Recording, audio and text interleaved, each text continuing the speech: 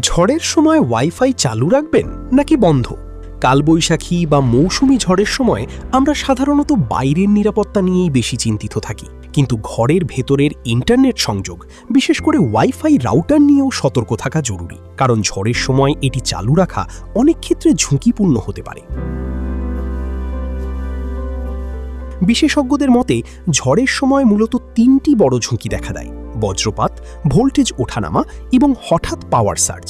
এই সার্জ শুধু বিদ্যুতের লাইন দিয়েই নয়, ব্রডব্যান্ড বা ফাইবার কেবল দিয়েও ঘরে প্রবেশ করতে পারে, ফলে রাউটার, মডেম বা সংযুক্ত ডিভাইস ক্ষতিগ্রস্ত হওয়ার আশঙ্কা থাকে। ওয়াইফাই চালু থাকলে কি হতে পারে? ঝড়ের সময় রাউটার চালু থাকলে রাউটার বা মডেম পুড়ে যেতে পারে, ওএনটি ডিভাইস নষ্ট হতে পারে, সংযুক্ত ল্যাপটপ বা ডেস্কটপ ক্ষতিগ্রস্ত হতে পারে, চরম ক্ষেত্রে আগুন লাগার ঝুঁকিও তৈরি হতে পারে। যদিও প্রতিবার এমনটা ঘটে না, তবুও সম্ভাব্য ঝুঁকি এড়িয়ে যাওয়া উচিত। তাহলে কি বন্ধ রাখাই ভালো?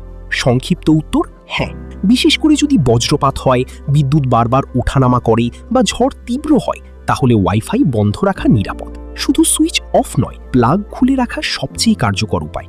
শুধুমাত্র সুইচ অফ করলে পুরো সুরক্ষা নিশ্চিত হয় না, সার্জ সুইচের পরেও ডিভাইসে প্রভাব ফেলতে পারে।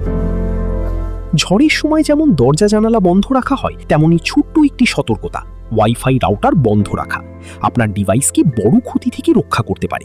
সাময়িক ইন্টারনেট না থাকলেও নিরাপত্তাই সবচেয়ে গুরুত্বপূর্ণ।